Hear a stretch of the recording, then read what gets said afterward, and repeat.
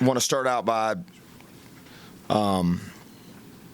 telling on behalf of myself and everybody at the program just how appreciative we are of the crowd tonight. Not Christmas Eve, but, getting close and a lot of people doing a lot of different stuff. And I thought when I walked out there before tip, I was like, man, this is a good crowd, under the circumstances. Like I said, a lot of going on, a lot of reasons to maybe not come. But, again, in my opinion, that's what makes, this place special and makes this job special. And so just want to, appreciate everybody that showed up and, I talked about it just now on the radio, but had an interaction when I was walking over to the gym. There's a little boy named Levi, and it was his first game that he had ever been to, a first WVU game. And his dad said he woke up at like 7 a.m. this morning and was fully clothed and had his raccoon hat on. And you could just see how excited he was. And again, that's something I don't ever want to take for granted, man. So just appreciate everybody in that manner. Other than that, thought our guys did a good job of just honoring the game, respecting the game, played the game the right way, played unselfish basketball, and really outside of a little stretch probably from the 15-minute mark to maybe the 10-minute mark of the first half, felt like we played a pretty solid game. So all in all, our guys will be getting out of here tomorrow. And they'll be coming back on the 27th. So obviously hope they have safe travels and get a chance to spend some time with their loved ones. Questions? Speaking of Chance Moore didn't play tonight. Yeah, he wasn't feeling great during warm-ups, and it wasn't really like anything major or anything that we feel concerned about moving forward. It was just wasn't feeling great, and we just kind of made a decision, as a staff and as a training staff that probably in the best interest to not put him out there. Had he been practicing? Yeah, I'd been a full participant. There was nothing that happened, nothing that gave us any inclination that this could even be a possibility. It was just wasn't feeling good enough and wasn't feeling great. So you never want to put somebody out there in a compromising situation like that. But yeah, he hasn't missed any practice time, any workouts, any nothing. Ross, you mentioned that kind of sluggish stretch there in the first half. It was DJ and Amir who kind of got you out of that. Yeah.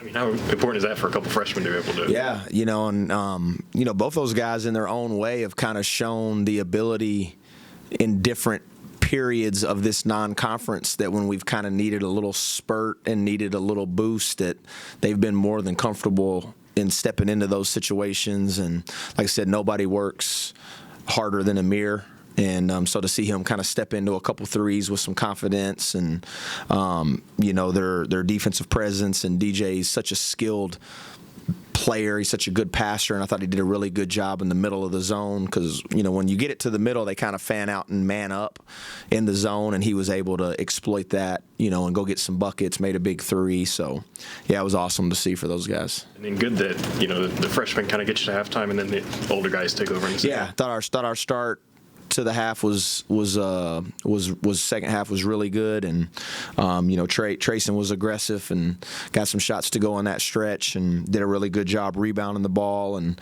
I think that first 4-minute game, I think we won it 11-1, and that's something that we always talk about is wanting to start the second half well, and thought our guys did a good job of that. Coach, your team's three-point shooting the last 3 games. What have you seen there, and how much of a difference has that made? Yeah, I think again our guys put a lot of work in. They put a lot of time in. I think some of it's just probably getting a little more comfortable with everything that's going on, and really understanding where the shots that as a group where we want them to come from and where we're comfortable with them coming from, and the confidence to step into it knowing that this is the shot I should shoot and this is the shot the coach wants me to shoot, and whether I make it or miss it, this is a good shot for us. And so I think it's a combination of the work that they put in, and then just becoming more comfortable with knowing exactly what the shots I want them to shoot, make or miss. If you're getting like 12 or 13 to go to drop a game, I mean, is that kind of what maybe kind of thought going into the season? Hey, if we can get this many, we got a shot. I mean, I don't know if there's a magic number there. Yeah, there's not really like a number you quantify on it. Again, some of it is who you're playing and what they're trying to allow you to do, and taking the shots that the defense is giving you and shooting the ball with confidence. And even tonight, I felt like we probably missed a handful of them that were really good shots and wide open. And we do have an unselfish group, and we've talked about it a lot. Like our post players are good passers and they're good ball movers, and our guys are doing a good job of just like the ball's moving and it's kind of finding the open guy, and the open guy's ready to step into it and shoot it. And when you make shots, it makes everything easier. You mentioned the guys are going to go home for a little bit. How important is that right before a tough stretch starting conference play? Yeah, I think again, I can lean on my own experience from this semester, kind of having to do, a separated family thing with my family, spending a good majority of this first semester back in Texas, and these guys being away from home. Like, it's nice to be able to spend time with your loved ones and your family. And I talked to them after the game, like, I think we all feel pressure. I'm sure everybody feels pressure in here to want to do special things for the people that you care about the most in this world. And, there can be a lot of pressure to find the perfect gift and the perfect way. And I just encourage those guys, man, like, if you want to do something special with your family, like, put your phone down and give them your undivided attention and your undivided time. And that's the most valuable thing in the world is time. It don't matter how much money you got. There is no more time. You don't get to buy more time. And so just for them to be able to do that and just like I said, man, just even if it's a day, even if it's 6 hours, leave your phone in your room, go sit down with your mom, your brothers, your dad, your grandparents, any other loved ones, and give them your undivided attention, which is hard to do in today's era for all of us. It's hard for me to do. So like I tell our guys, I'm never talking at them. I'm talking to myself while I'm talking to them. And I think it's always good for your soul and good for your heart to be around people that really care about you. Ross, you mentioned Trey being more aggressive, but Harlan noticeably better than he has. Yeah, I thought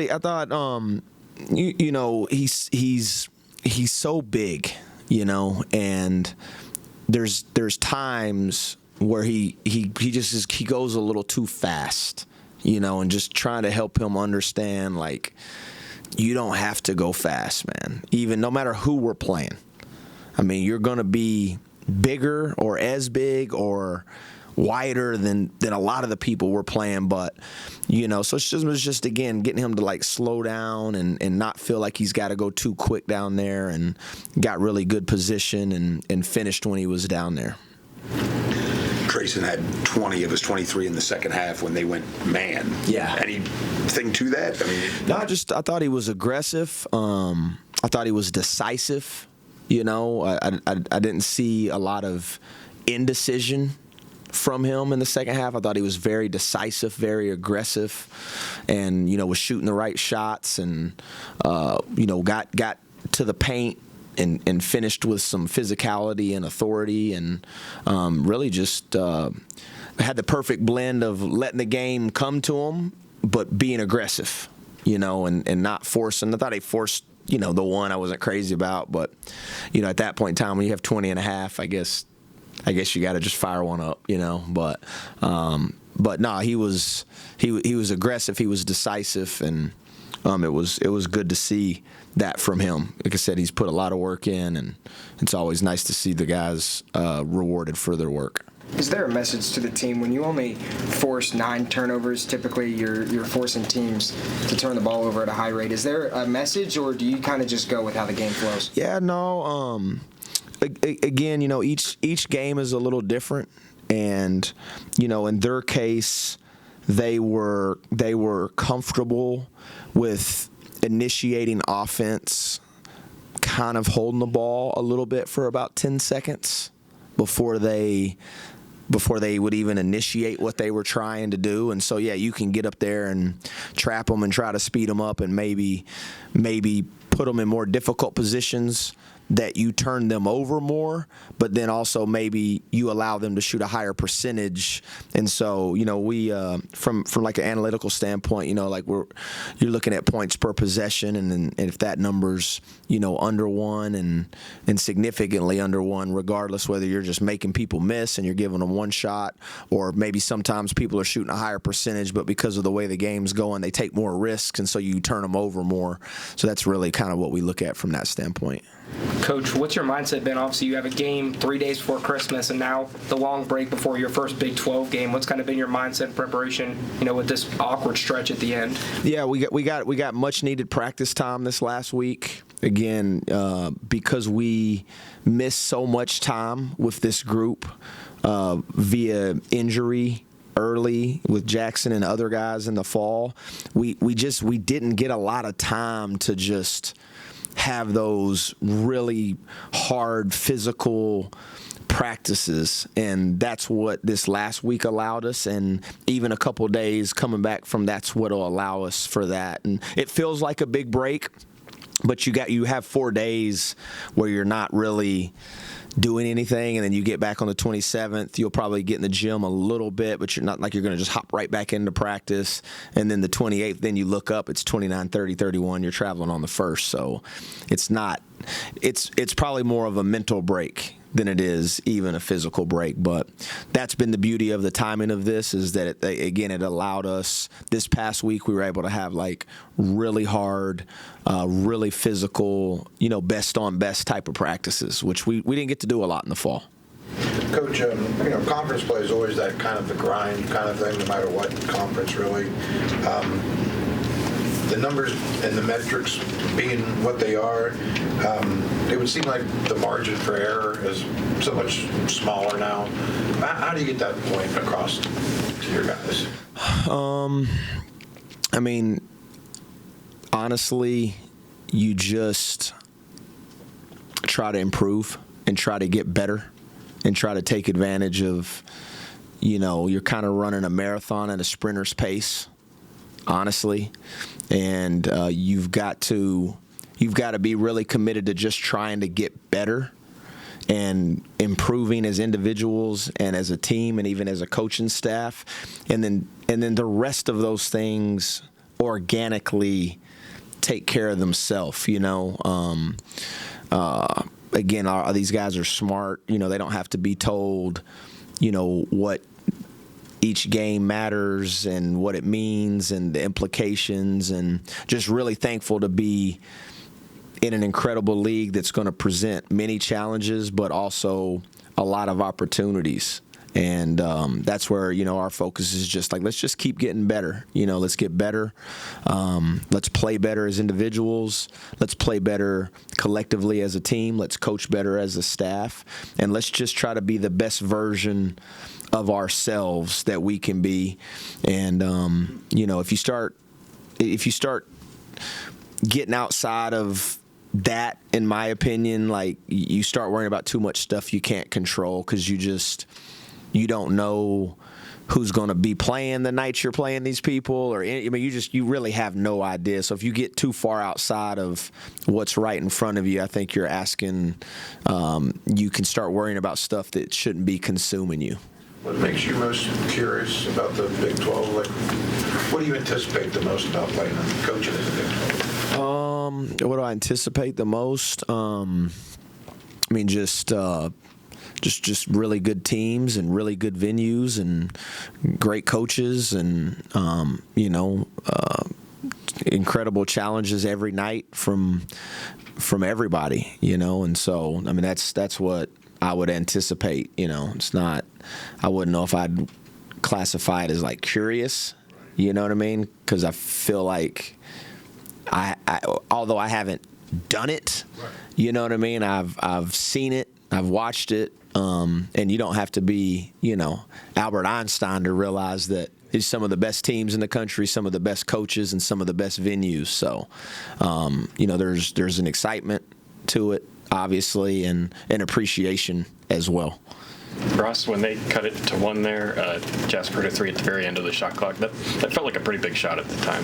Just how was that for momentum or just keeping them? Yeah, I mean, again with teams like Mississippi Valley State and some of these guys, like it really is hard to, as much as we judge everything on wins and losses, it really is hard to judge a team like this just solely on their record, because we talked about it before, and then you look at their schedule, and like one stretch they played at Murray, Kentucky on a Friday, and then they played at Hawaii on a Tuesday, and then they came back and played in Utah, and then I think they went to Arkansas, and it's like, I don't know how many people would be 4-0 if they had to play in Murray, Kentucky on a Friday, and then they had to fly to Hawaii and play. So, a lot of times with teams, like, you just don't want to give them hope, and to your point, if the longer you let the game and give them a chance and give them hope that, hey man, maybe this is the night, then you can find yourself in a dogfight, and we've seen that because it is basketball, and so yeah, it was a big shot. I thought Belo made a great pass at the end of the clock, didn't panic, and Jasper made it, and yeah, it was a big shot at the time, and then Amir and DJ came in, and you were able to kind of get extension that you wanted. Coach, your guys' longest road trip so far is a few states away. There's going to be points in this conference season where it's going to be a few time zones away. What kind of research or questions or just stuff that you've found? I know everyone travels, I get that, Yeah. but there's going to be some constant road trips, and I wonder if that's unique for you at all. Well, I was a junior college coach for 5 years, and I was a Division II GA. And Kingsville, Texas, from Commerce, Texas, is about 14 hours. And we rode on a bus. Same state. About as south as you can get. And we rode on a bus for 14 hours. And we had to play the next night. And, when I was a junior college coach, we drove to Casper Junior College from Midland Junior College. Yes. Yep. So, bus, and again, when I was a player, this was back when probably people weren't as smart as they are now. But my first year in junior college, I redshirted, and I would drive the 12-passenger van sometimes to let our coaches sleep on the way if we were going to like Baytown. From Paris, Texas to Baytown, which was about 7 hours. So there'll be some gnarly travel in it. But thankfully, we're not on any buses for 14 hours. And, it'll be, but no, to seriously, like, yeah, I mean, you'll run in some tough travel. And the beauty of it is those people have to have that same travel when they come here. So. Coach, thank you. Thank you all. Everybody have a good Christmas. Be safe out there, and I'll see y'all soon.